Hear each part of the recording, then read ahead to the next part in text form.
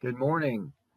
This video will serve as today's lecture for the remainder of Chapter 3, where we're talking about language. So let's go ahead and get into that. Before we talk about language, there's a couple of things that we need to touch on with respect to culture.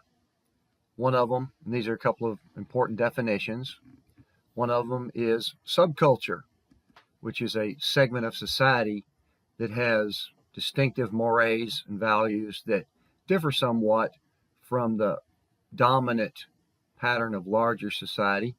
Good example of a subculture is a minority group.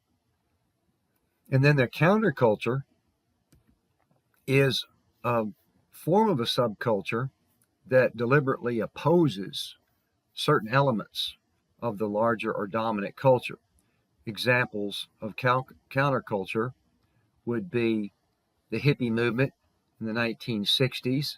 They were formed mostly as opposed to the war in Vietnam. There's other factors as well that was bringing them together, and somewhat ironically, the hippies turned out to be on the right side of history, so to speak, when it comes to the Vietnam War, because that war turned out so disastrously. And then another example of a counterculture could be a white supremacist group. They are typically dysfunctional as far as that example goes, potentially dangerous to society. Now, there's another aspect that I wanted to bring up here with respect to culture that will pop up every now and then throughout the course when we talk about more stabilized civil societies around the world.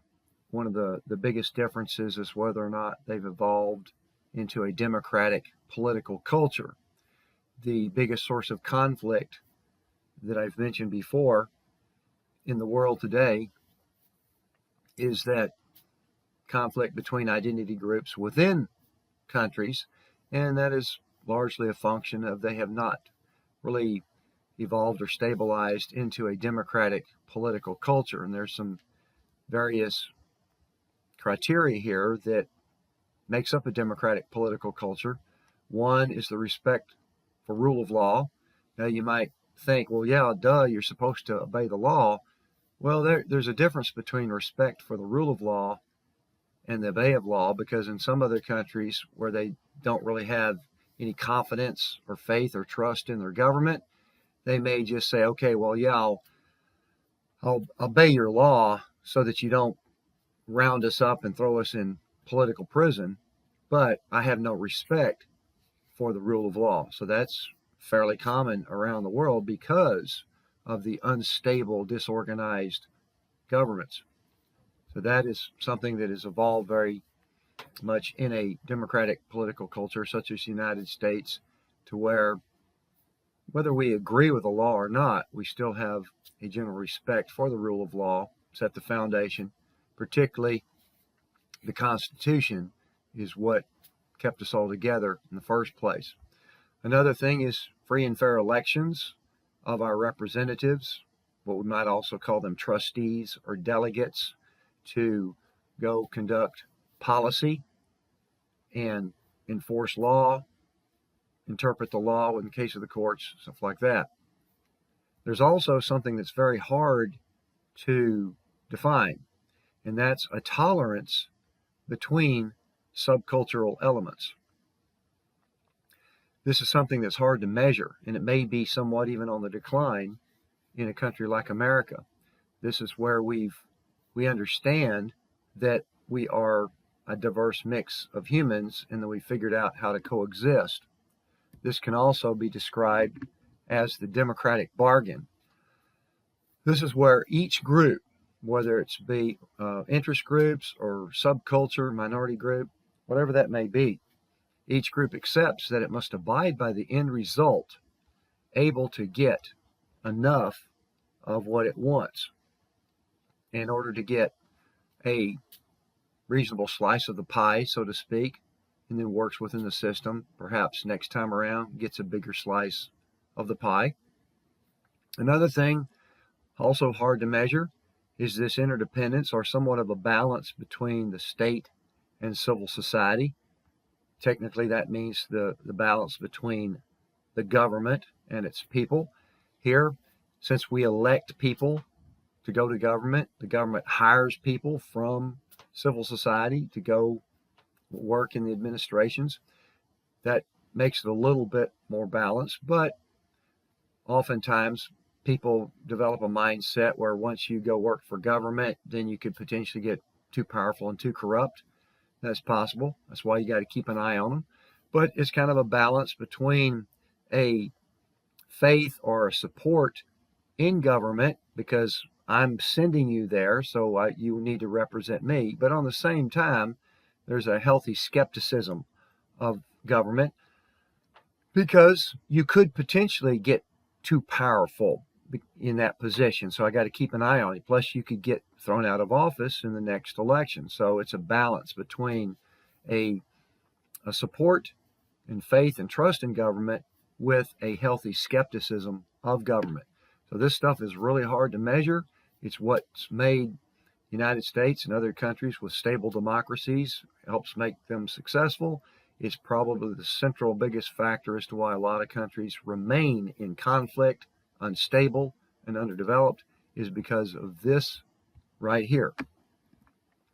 So while we might take these conditions for granted that we live in the United States, for example, if you don't pay attention or don't get smarter and understand how this works, well, the lack of a democratic political culture, or we could be retracting in that there is evidence that democracy is in decline around the world, including in the United States. But this democratic political culture appears to be the primary factor behind societies with continued instability, conflict, and underdeveloped. If we let that slip in the United States, we could fall back into more conflict, less respect and trust of government, that sort of thing. Might even lose elections. Extremely important. That's why I wanted to wrap up the culture section with this right here. Now, when it comes to human language, you've already talked quite a bit about that, how important that is to humans. The being able to figure out how to speak is what made us human in the first place. And our most distant ancestors had more than likely used call systems similar to modern day primates. Our most closest cousins are the chimpanzee and the gorilla.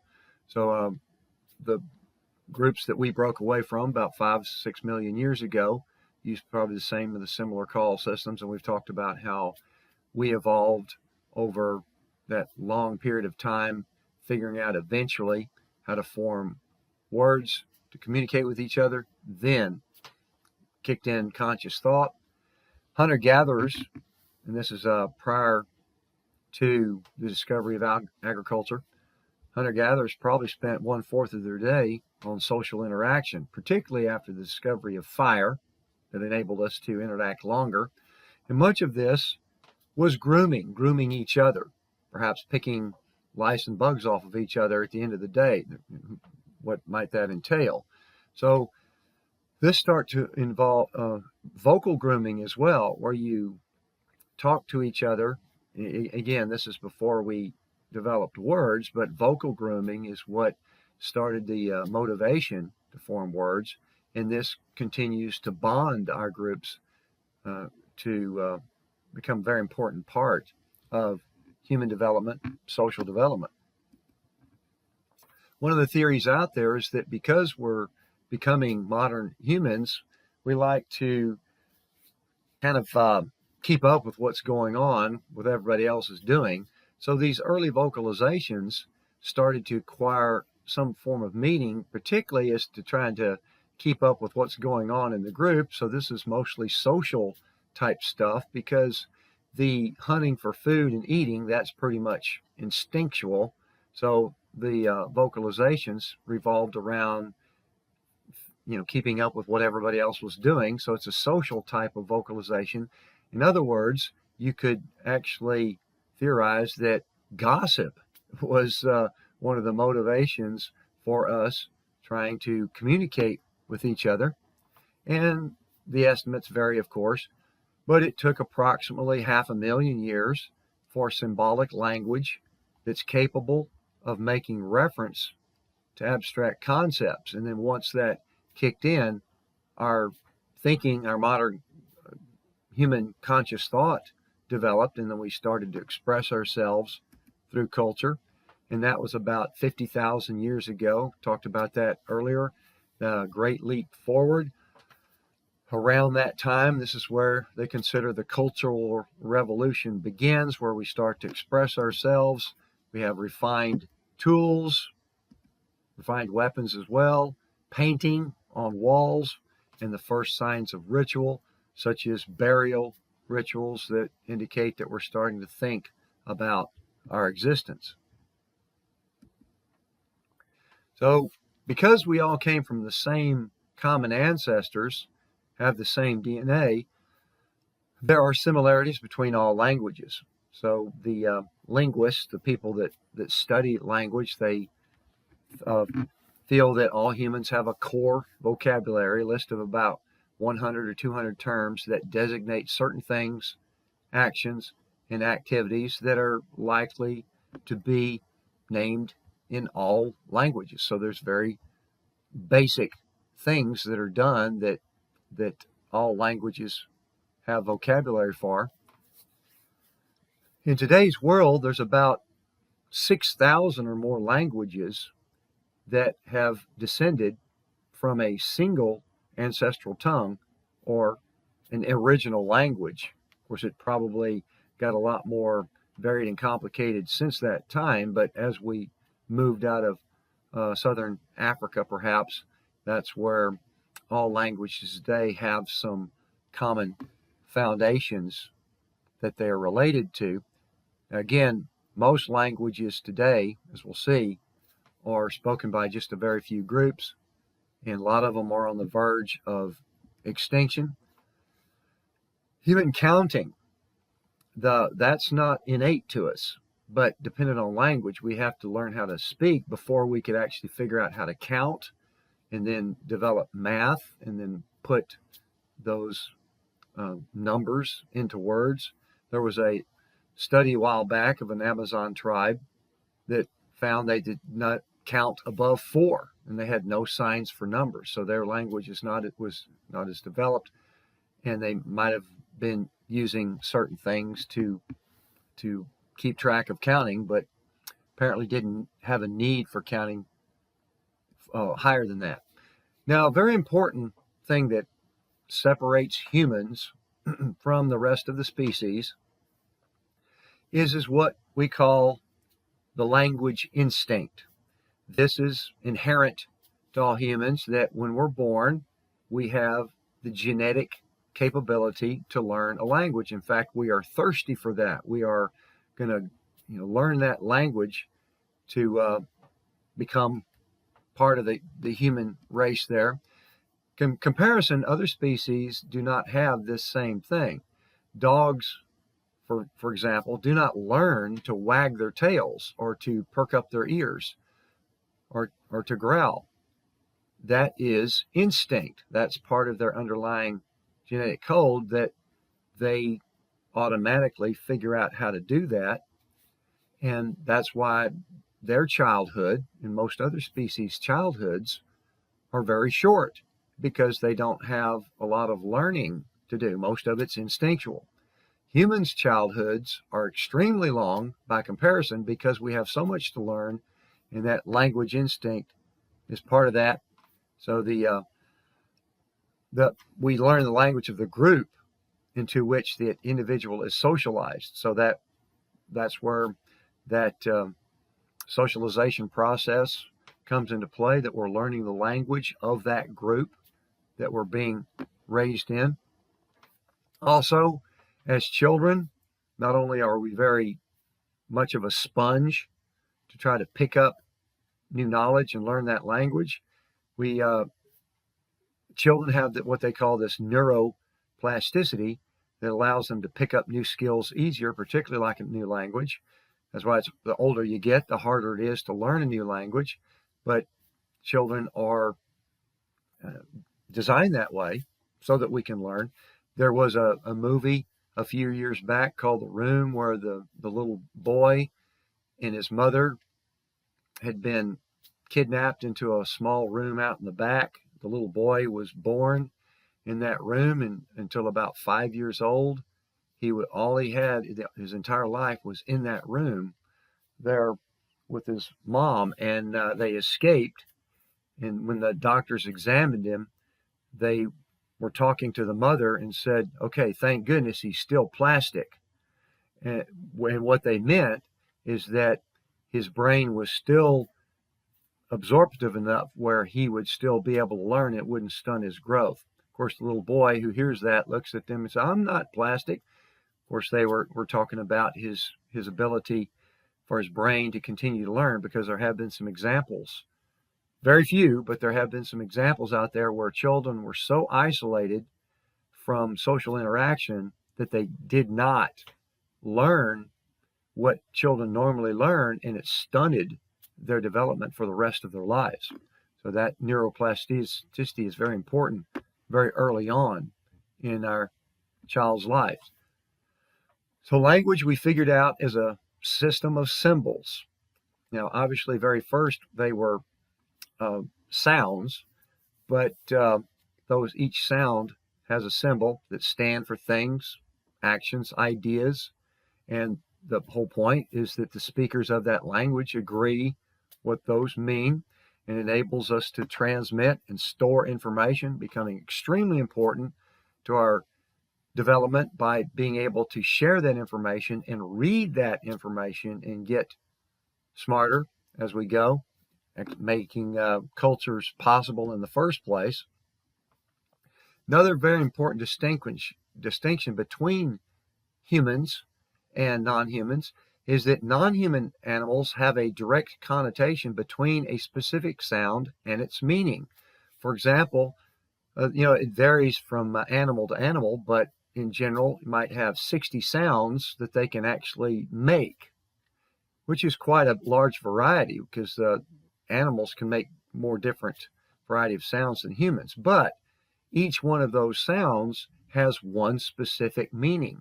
So that means they are extremely limited on how much they can communicate. Humans, however, even though we can only make about 30 to 40 sounds, we can produce an endless variety of words and meanings. Because when you're listening to my voice talking right here, the different sounds and tones are not very broad, or I'm not going I'm not making all kinds of interesting sounds. I'm just speaking words that we understand. That's what makes it so unique about humans. Now, another hypothesis that developed back in the 1950s was the Sapir-Whorf hypothesis, that really tried to explain how important language was to our understanding of the world. So the perceptions and understandings of time, space, matter, these are conditioned by the structure of the language. So the people who speak different languages actually understand the world in slightly different ways. Now, this Sapir-Whorf hypothesis might be losing some of its strength with globalization and with people coming together and integrating into the same societies and speaking the same languages. We do know that when people get to know each other, once they get beyond that language barrier, they share a lot of common interests. But the fact of the matter is that when you are raised and socialized into a particular language, that shapes you as to how to perceive things with respect to that, how that language does it. So again, this Sapir-Whorf hypothesis might be losing some of its luster, but there are examples out there that are somewhat fading as well. But the Aborigines of Australia, for example, early on, they did not have a word for left or right, because out there in the outback of Australia, it's very large area that's very flat. If you've seen any of these Mad Max movies, it's a great place to film kind of a post-apocalyptic type of movie where there's just it's just flat for as far as you can see. So left or right really didn't have any meaning, because anywhere you looked, it was the same. So that's just an example of, if you were raised in that particular environment, language just kind of adjusts to that particular environment. Now, we spend more time on nonverbal communication than we do verbal communication. About 2/3 of what we communicate comes from nonverbal cues. And so there's lots of different expressions and gestures that we use to get points across. We also send a lot of messages through artifacts, what we wear, jewelry, clothing, tattoos, piercings, body modifications. And then that also signifies other things as to who we might work for, or what our occupation might be, or what our tastes are, things like that. Now, I'm not going to hold you responsible for these definitions, but this shows you how complicated it can get when you start getting deeper and deeper into the study of things such as nonverbal communication. Haptics, that's the study and analysis of touch. Chronemics, the study of how cultures understand time and use that to communicate.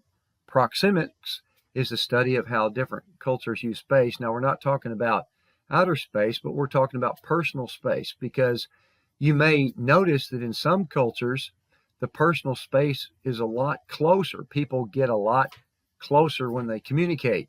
In some cultures, perhaps such as the United States, that personal space is a little bit farther away. Perhaps a handshake might be the closest that two men might come as far as communicating.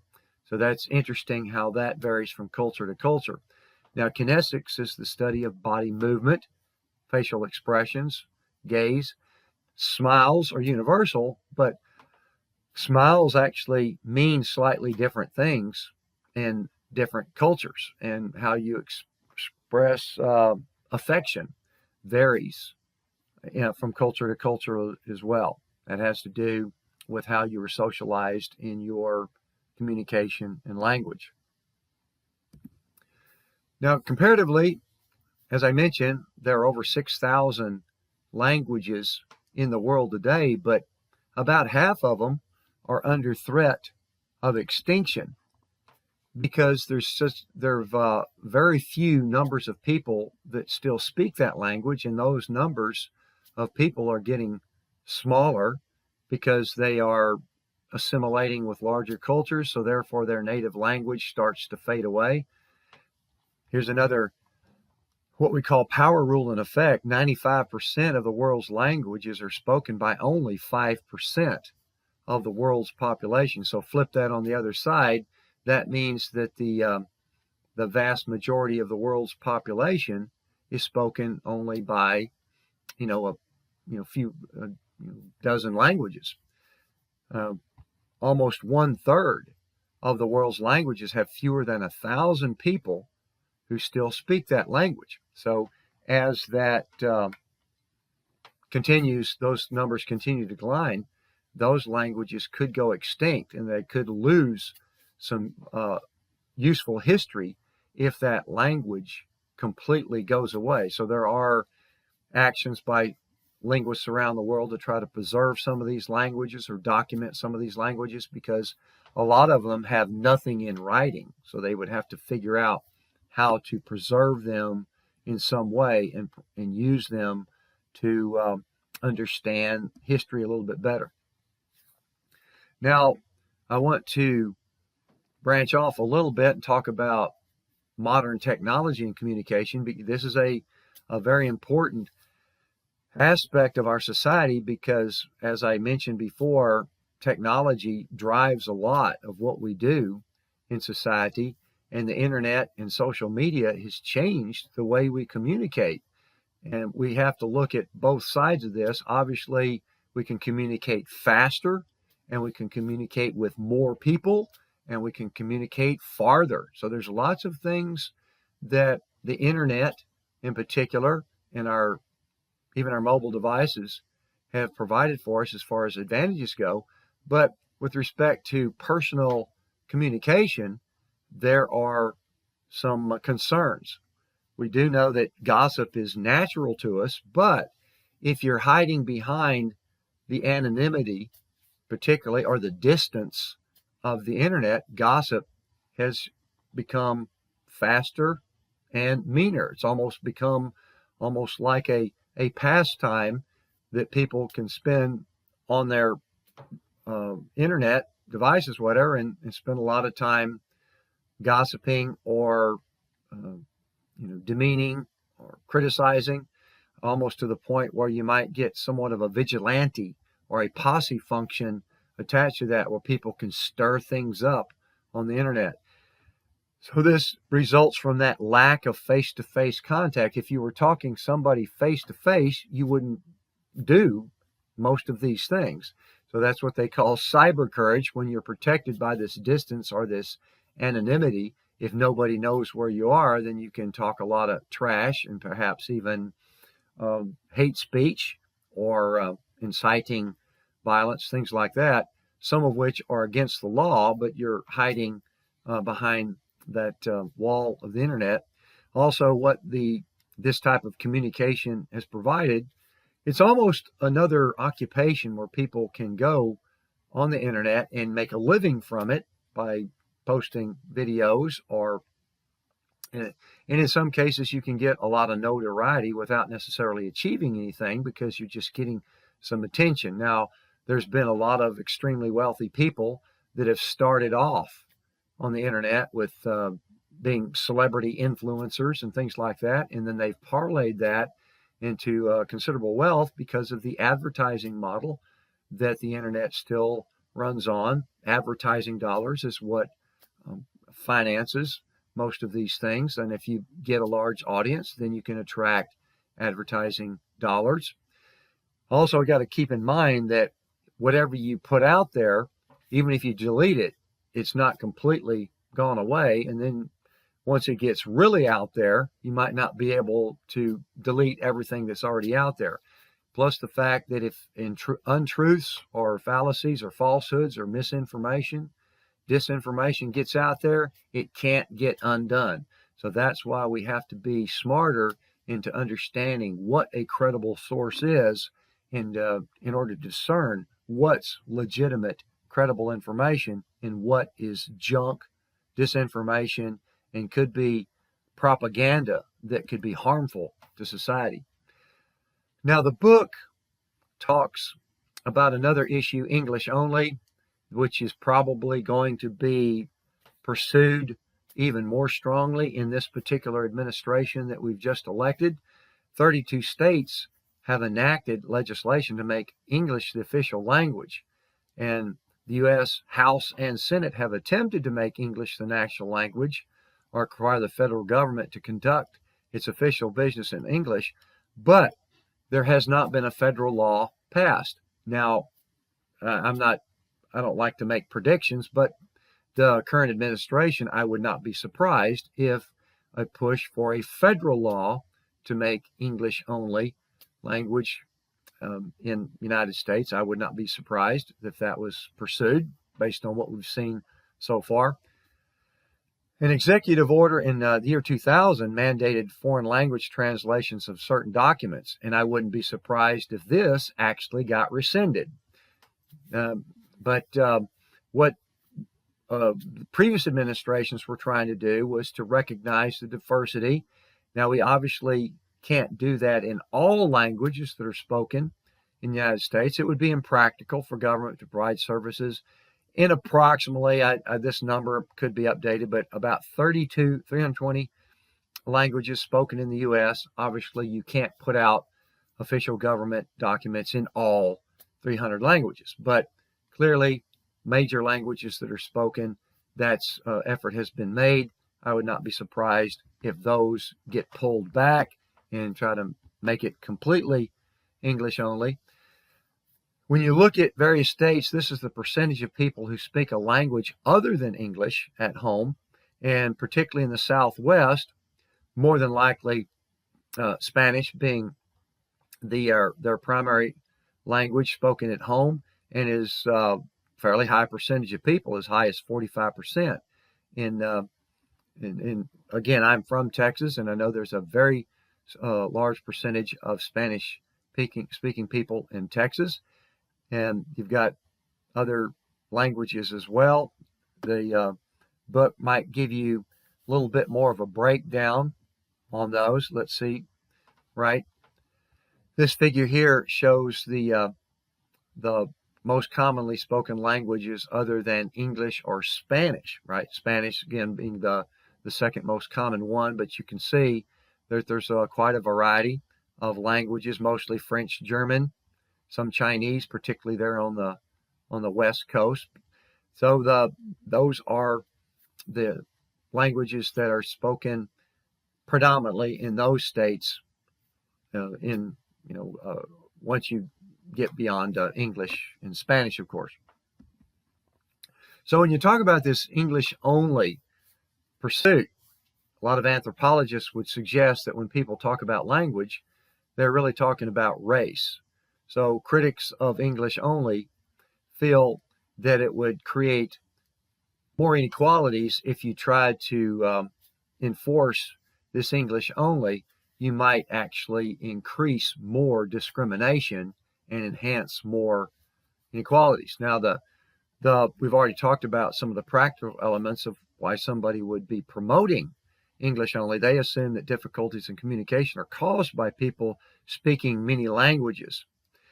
However, we also know that sharing the same language does not necessarily ensure that you're going to have perfect communication with each other, but that their point is that if you want to try to get everybody assimilated together, and clearly assimilation process has shown that people that come to the United States in particular, that within 1 or 2 generations, in order to plug yourself in completely into the American economic system, that assimilation is going to include learning the English language, because part of that is just kind of necessary in order to get fully acclimated into the economy.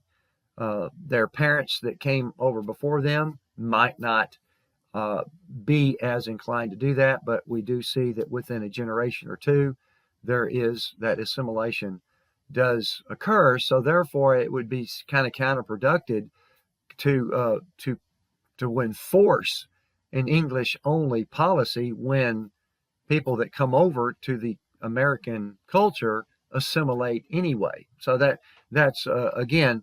So that is showing that the avid pursuit of English only might have some racist overtones. So that concludes Chapter 3. So after you watch today's lecture, you'll go to a bright space. I'll have a discussion forum that you'll respond to the discussion question. Could have anything to do with today's lecture, and you will just respond to that. I'll give you till 9 o'clock this evening. Respond to the discussion forum, and then it will be closed at 9 o'clock, and then that will be our attendance for today. So therefore, we haven't missed a beat due to this snow day. That, looking out the window, don't see a whole lot of snow out there, but nevertheless, we've got today covered with this video lecture. So I will, and again, as far as the essay number 1, hang on to that hard copy and turn that in on this forthcoming Tuesday, which is February 11th. Okay, I will see you in class next Tuesday.